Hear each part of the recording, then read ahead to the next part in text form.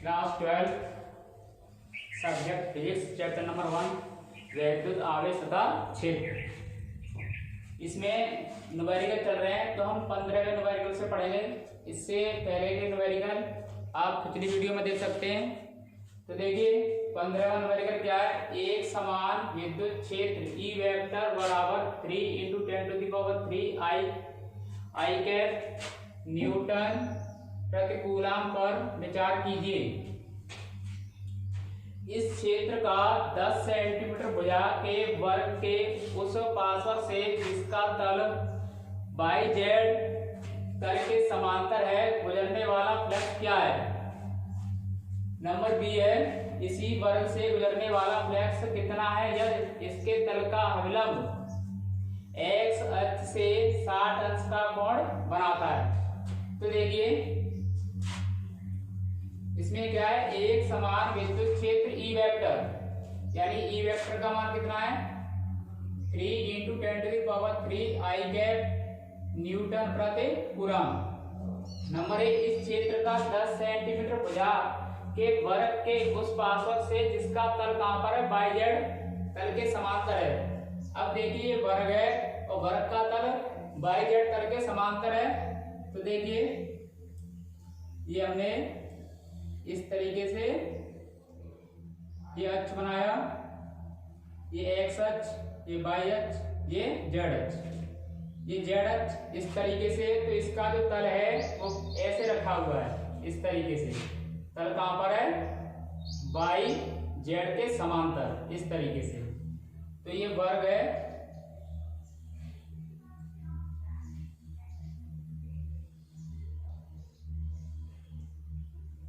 ये वर्ग इस तरीके से रखा है और इसकी भुजा 10 सेंटीमीटर।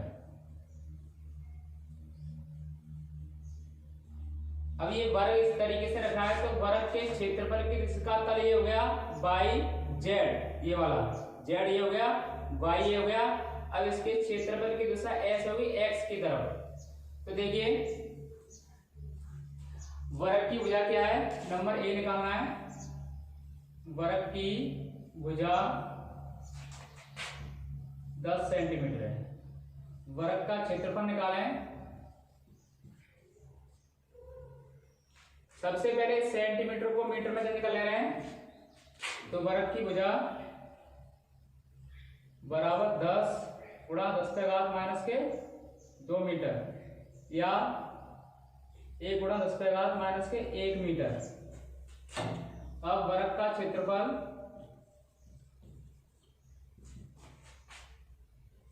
ए या एस बराबर भुजा पे वर्ग होता है वर्ग का क्षेत्रफल। ए बराबर हो जाएगा 1 × 10⁻², इसका वर्ग। तो ए बराबर आ जाएगा 1 गुणा ये माइनस का 1 है तो 1 × 10⁻², मीटर उसकी है। ये वर्ग की भुजा मीटर में लेंगे हम। 1 × 10⁻⁻1 भुजा पे वर्ग कर देंगे। इसका वर्ग करेंगे तो 1 × 10⁻², मीटर उसकी है। अब देखिए वर्ग का तल YZ तल के समांतर है। तो हम निकालें क्षेत्रफल का सदस्वरूप। क्षेत्रफल का सदिश रूप तो ए वेक्टर बराबर होगा 1 × 10⁻² आई कैप मीटर स्क्वायर। क्यों? क्योंकि ये आई कैप होता है x अक्ष और y अक्ष j कैप और z अक्ष का एकांक सदिश क्या होता है k कैप। अब ये इस तरीके से रखा, क्षेत्रफल की दिशा किस तरफ हो जाएगी, x अक्ष की ओर हो जाएगी और x अक्ष का एकांक सदिश क्या होगा आई कैप। तो ये आई कैप हो जाएगा। ये वेक्टर बराबर 1 × 10⁻² आई कैप। अब निकालना हमें क्या है, हमें निकालना है गुजरने वाला फ्लक्स। तो फ्लक्स सूत्र होता है φE बराबर E vector dot E vector.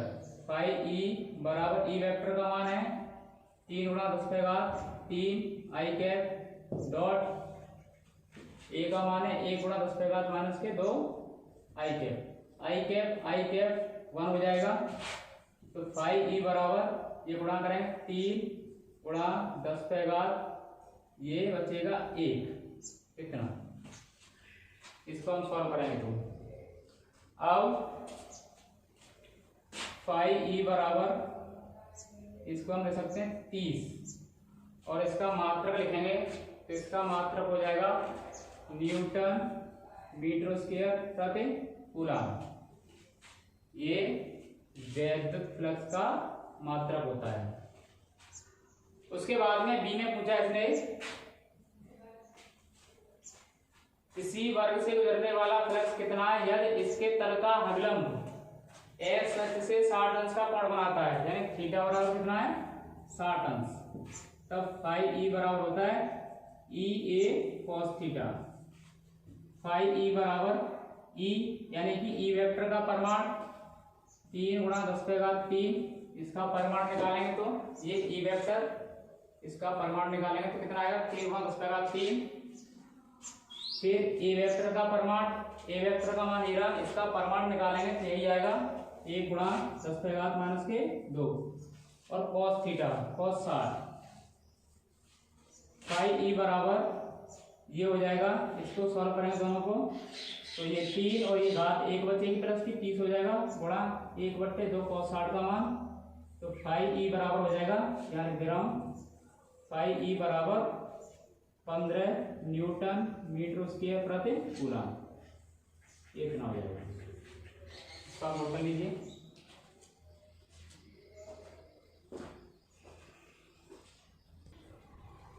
देखिए सवाल नंबर 17, 16वां सवाल मैंने छोड़ दिया। 16वां सवाल आप पढ़ सकते हैं। जब कोई घन एक समान विद्युत क्षेत्र में रखा जाता है तो उससे गुजरने वाला फ्लक्स शून्य होता है। ये मैंने जब ये चैप्टर कराया था तो उसमें ये डेरिवेशन आया था, उसमें मैंने आपको बता दिया, सिद्ध करा दिया क्यों शून्य होता है।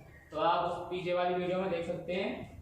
सवाल नंबर 17, किसी काले बॉक्स के पृष्ठ पर विद्युत क्षेत्र की सावधानी पूर्वक ली गई माप यह संकेत देती है कि बॉक्स के पृष्ठ से गुजरने वाला नेट फ्लक्स कितना है 8 गुणा 10 पे घात 3 न्यूटन मीटर स्क्वायर प्रति कूलम है।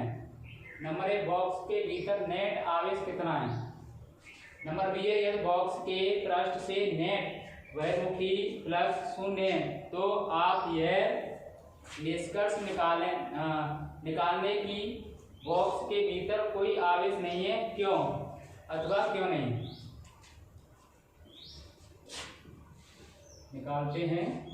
अब देखिए नंबर ए, सबसे पहले इसने क्या दिया है नेट फ्लक्स यानी कि 5e का मान दिया है ए के लिए 8 × 10⁻³ न्यूटन मीटर स्क्वायर प्रति कूलम। अब ये पूछ रहा है बॉक्स के भीतर नेट आवेश कितना है। तो देखिए गॉस की प्रमेय से,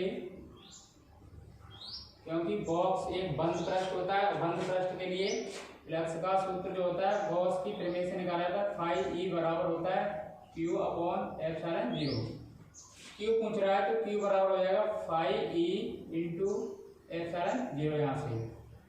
अब देखिए Q बराबर 5e का मान है 8 गुणा 10 पे घात 3 इंटू ε0 का मान होता है 8.85 गुणा 10 पे घात -12।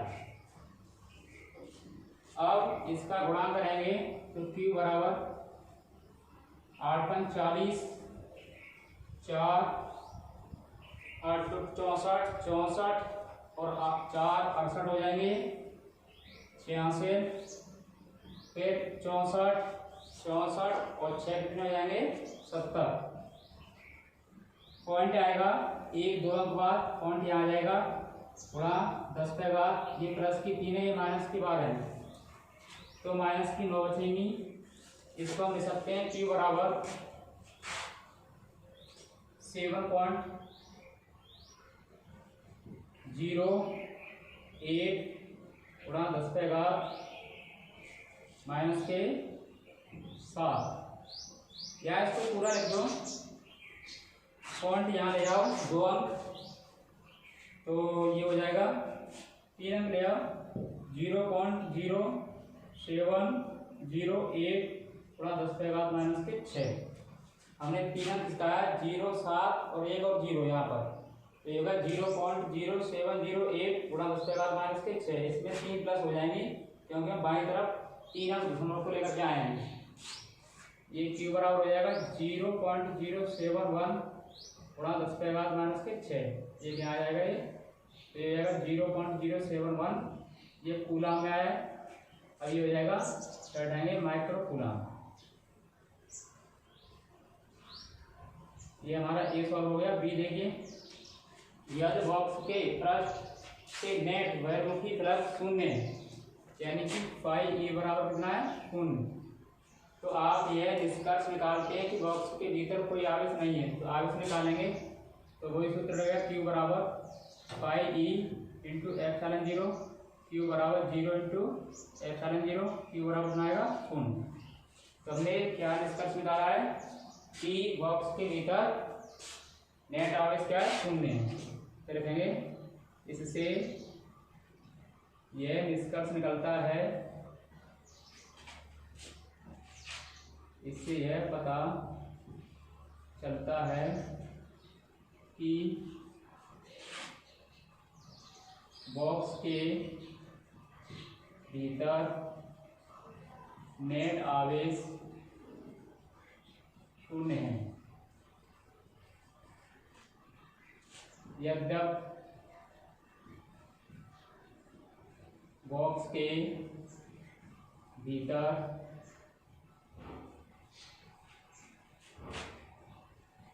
विभिन्न आवेश हो सकते हैं।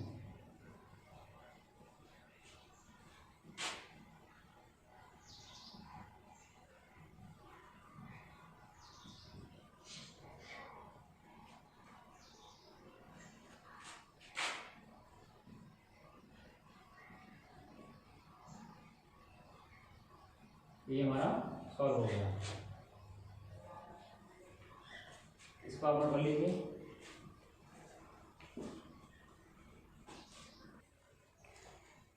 देखिए सवाल नंबर 18 है, चित्र 1.6 में दर्शाए अनुसार 10 सेंटीमीटर भुजा के वर्ग के केंद्र से ठीक 5 सेंटीमीटर ऊंचाई पर कोई 10 + 10 माइक्रो कूलम आवेश रखा है।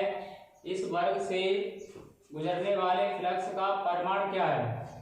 अब देखिए जो फ्लक्स का सूत्र जो होता है वो होता है फाई ई बराबर ई ए कॉस थीटा। अब इस सवाल में ई का मान नहीं दिया है, यदि ई का मान दिया होता तो इसे हम निकाल लेते। ई का मान इसमें नहीं है, थीटा का मान इसमें 0 हो जाता क्योंकि ये तल इस तरीके से रखा हुआ है, तो क्षेत्रफल की दिशा ऊपर की तरफ हो जाती, थीटा का मान क्या हो जाता 0 हो जाता। लेकिन अब ई का मान कैसे लेकर के आए, तो इसका परिमाण हम कैसे निकालेंगे फ्लक्स का परिमाण। तो इसके लिए एक तरीका है कि हम इस जो आपका जो दिया है इसमें वर्ग दिया है, वर्ग को घन की एक भुजा मान लें। क्या मान लें, घन की एक भुजा मान लें। और ये आवेश रखा है प्लस के 10 माइक्रो कूलम, ये घन के केंद्र पर आ जाएगा। और हम निकालेंगे घन से गुजरने वाला फ्लक्स कितना होगा। अब इसको एक भुजा माने, एक जो भुजा मानेंगे इसको एक फलक मानेंगे, सॉरी क्या मानेंगे, एक फलक मानेंगे। तो एक फलक से गुजरने वाला फ्लक्स निकालेंगे तो हम क्या करेंगे, उसमें 6 का भाग दे देंगे। क्यों देंगे 6 का भाग, क्योंकि घन की जो तल जो होता है जो घन के तो 6 फलक होते हैं, कितने होते हैं 6 फलक। तो एक फलक से निकालेंगे तो 6 का भाग दे देंगे तो निकल के आ जाएगा। तो हम क्या करेंगे, ये कल्पना कर लेंगे, यानी कि हम यह कल्पना करते हैं कि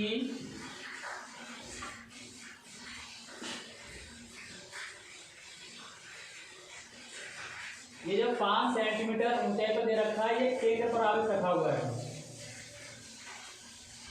कि आवेश घन के केंद्र पर रखा है। वर्ग को घन का एक फलक माना जा सकता है। अब घन से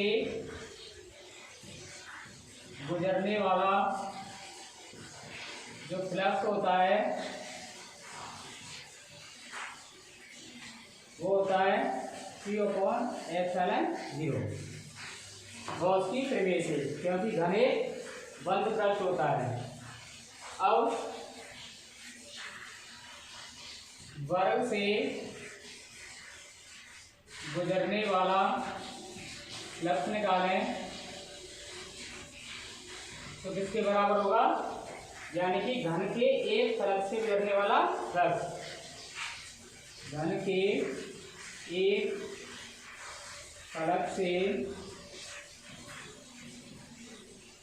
गुजरने वाला फ्लक्स बराबर। अब पूरे घन से गुजरने वाला ये, अब एक फलक से निकालना है तो घन के कितने फलक होते हैं, 6, तो हम 6 का इसमें भाग दे देंगे तो एक फलक से गुजरने वाला फ्लक्स निकल के आ जाएगा। अब इसी को घन का एक हम क्या मान लें, फलक मान लेंगे इसको, तो वर्ग दे रखा है तो जब इधर लिखा वर्ग से गुजरने वाला फ्लक्स 1/6 Q का मान है 10 माइक्रो कूलम, 10 × 10⁻⁶, इसको कूलम में बदल लेंगे। ε0 का मान होता है 8.85 × 10⁻⁻⁻। इसको सॉल्व करेंगे तो ये आएगा 1.88 × 10⁵ इतना फ्लक्स निकल के आया। इसका मात्रक होगा न्यूटन मीटर स्क्वायर प्रति कूलम, ये आंसर हो जाएगा। इसका आप कर लीजिए।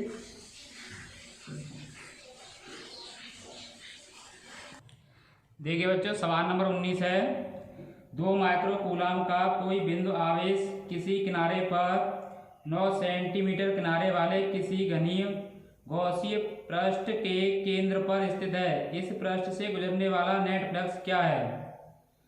तो इसमें क्या है कि पृष्ठ कैसा है, बंद पृष्ठ है, क्योंकि क्या है वो घन है। अब घन से गुजरने वाला फ्लक्स निकालेंगे तो बंद पृष्ठ है, तो इसमें गॉस की प्रमेय से निकाल सकते हैं φE बराबर Q/ε0। Q का मान दे रखा है 2 माइक्रो कूलम, 2 माइक्रो कूलम को कूलम में बदल लेंगे 2 × 10⁻⁻6 कूलम। Q का मान लिखेंगे 2 × 10⁻⁻6 कूलम और ε0 का मान लिखेंगे। इसे सॉल्व करेंगे तो आंसर आ जाएगा। अब देखिए इससे अगला सवाल कराते हैं। देखिए बच्चे, इससे अगला सवाल है 20वां, किसी बिंदु आवेश के कारण उस बिंदु को केंद्र मानकर खींचे गए 10 सेंटीमीटर त्रिज्या के गोलीय गॉसीय पृष्ठ पर विद्युत फ्लक्स -1 × 10⁻³ न्यूटन मीटर स्क्वायर प्रति कूलम। अब देखिए यदि गॉसीय पृष्ठ की त्रिज्या दोगुनी कर दी जाए तो पृष्ठ से कितना फ्लक्स गुजरेगा। B बिंदु आवेश का मान क्या है। अब देखिए गॉस के नियम के अनुसार किसी बंद पृष्ठ से गुजरने वाला फ्लक्स उसके आवेश पर निर्भर करता है कि उसके अंदर कितना आवेश है बंद पृष्ठ के, ना कि उसके आकार पर। अब देखिए ये कोई बंद पृष्ठ है, ये गोलीय बंद पृष्ठ है, इसकी त्रिज्या r है और इसके अंदर Q आवेश है, तो गॉस के नियम के अनुसार इससे गुजरने वाला फ्लक्स क्या होगा, Q/ε0।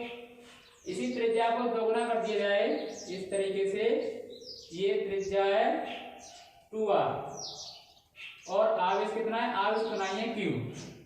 अब गॉस के नियम के अनुसार इस गोलीय बंद पृष्ठ से गुजरने वाला फ्लक्स क्या होगा, φE बराबर, यानी कि इस बंद पृष्ठ के भीतर नेट आवेश कितना है, Q/ε0। तो देखिए इससे क्या निष्कर्ष निकलता है, इससे निष्कर्ष ये निकलता है कि उसकी त्रिज्या दोगुनी कर दो चाहे 10 गुनी कर दो, उसका आकार कितना भी बदल दो, आवेश उतना ही रहना चाहिए उसके अंदर, तो फ्लक्स का मान कितना रहेगा, जितना पहले उतना ही रहेगा। तो गॉस के नियम के अनुसार किसी बंद पृष्ठ से गुजरने वाला फ्लक्स उसके भीतर स्थित नेट आवेश पर निर्भर करता है, ना कि उसके आकार पर। अब त्रिज्या दोगुनी कर देंगे तब भी फ्लक्स कितना रहेगा, यही रहेगा। क्यों रहेगा, क्योंकि आवेश जो है कितना है, आवेश पहले के बराबर ही है। त्रिज्या बढ़ाने से उसके फ्लक्स में कोई परिवर्तन नहीं होगा, क्योंकि गॉस के नियम से जो गोलीय पृष्ठ होता है, बंद गोलीय पृष्ठ, गॉसियन पृष्ठ, वो त्रिज्या पर निर्भर नहीं करता है, वो केवल उसके भीतर कितना आवेश है उस पर निर्भर करेगा। तो इसी बात को हम लिख ले रहे हैं, फ्लक्स में कोई परिवर्तन नहीं होगा त्रिज्या बढ़ाने पर। तो देखिए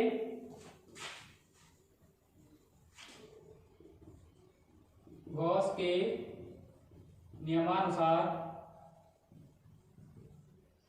क्या होता है, फाई ई बराबर Q अपॉन एप्सिलॉन 0। किसी बंद पृष्ठ से गुजरने वाला फ्लक्स उसके भीतर नेट आवेश यानी कुल आवेश, नेट आवेश पर निर्भर करता है, ना कि उसके आकार पर।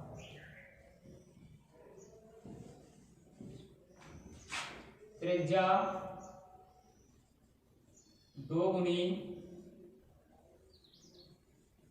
कर देने पर फ्लक्स का मान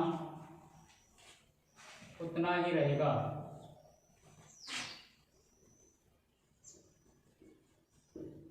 तो कितना फ्लक्स रहेगा, यही रहेगा फाई ई बराबर -1.0 × 10⁻³ न्यूटन मीटर स्क्वायर प्रति कूलम, यही रहेगा, कोई परिवर्तन नहीं होगा। अब बी में कह रहा है वो, बी भाग में बिंदु आवेश का मान क्या है। अब देखिए सूत्र होता है फाई ई बराबर Q अपॉन एप्सिलॉन 0, Q का मान निकालना है, तो Q बराबर phi E into epsilon 0। Q बराबर फाई ई का मान कितना है, -1.0 × 10⁻³ और एप्सिलॉन 0 का मान होता है 8.85 × 10⁻⁻12। इसको गुणा करेंगे तो आएगा -8.85 × 10⁻, ये हो जाएगा -9, इतने कूलम। ये आंसर हो जाएगा, इसका नोट कर लीजिए।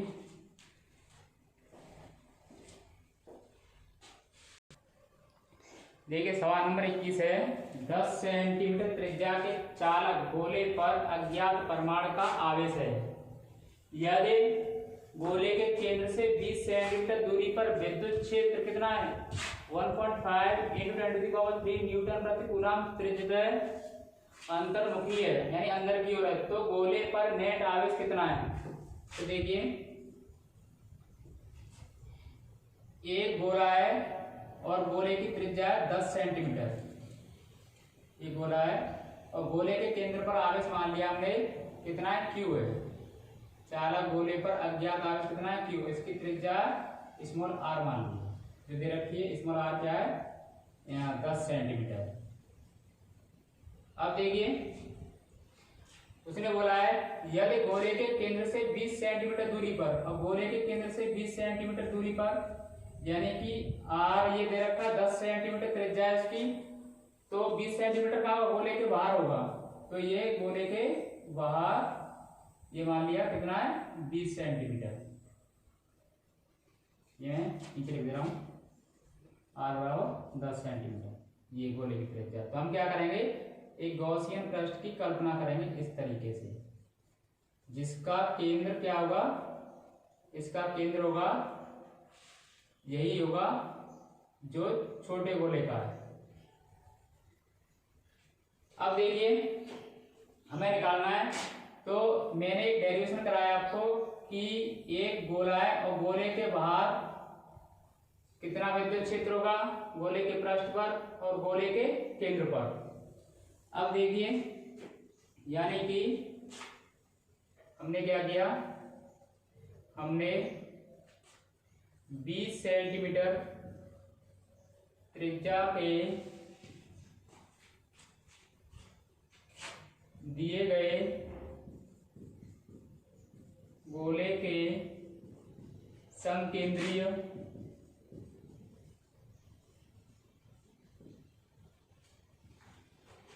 गॉसियन पृष्ठ की कल्पना की।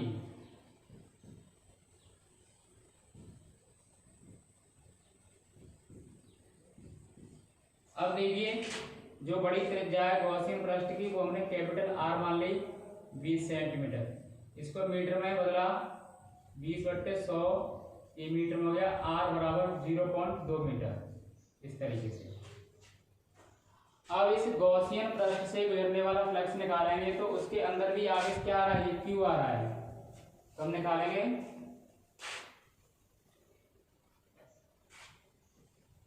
गॉसियन पृष्ठ से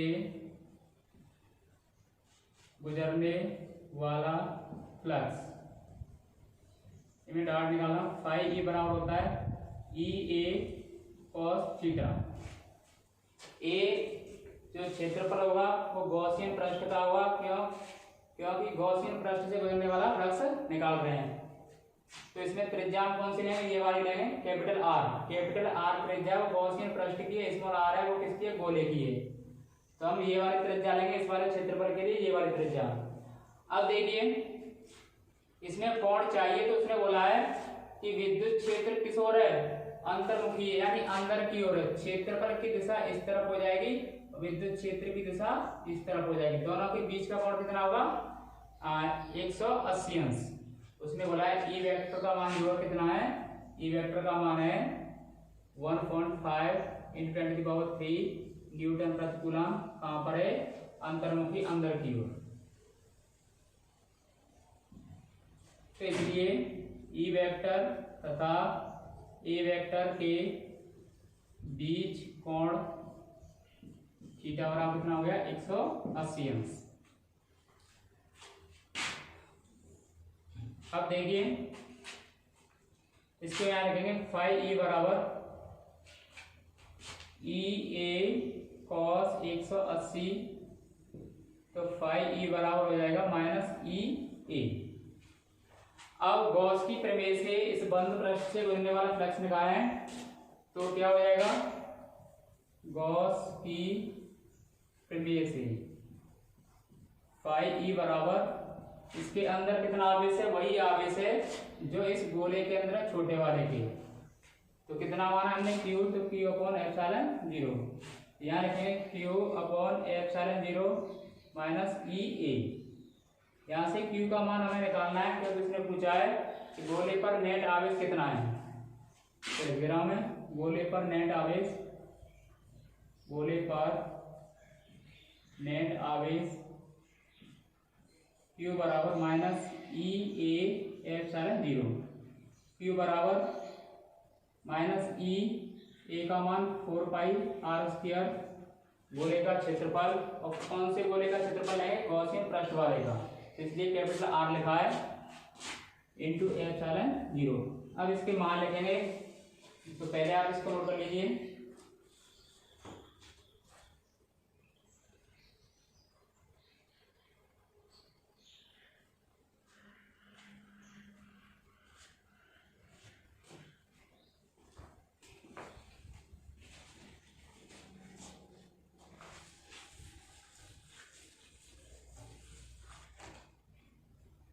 ई बराबर -ई का मान है 1.5 × 10⁻³ 4π का मान 3.4 इंटू r², 0.2 का वर्ग अपॉन ε0 8.85 गुणा 10⁻⁻12। Q बराबर -1.5, इसको पूरे को सॉल्व करेंगे तो इसका वर्ग होगा 0.04, तो ये आएगा पूरा सॉल्व हो गए 6.67, माइनस चिन्ह है, माइनस गुणा 10⁻⁻9, इतने पूरा हो जाएगा। या Q बराबर -6.67 गुणा 10⁻11 लिख जाएंगे, इसको नैनो कूलम में लिख देंगे, नैनो कूलम। इसको आप नोट कर लीजिए।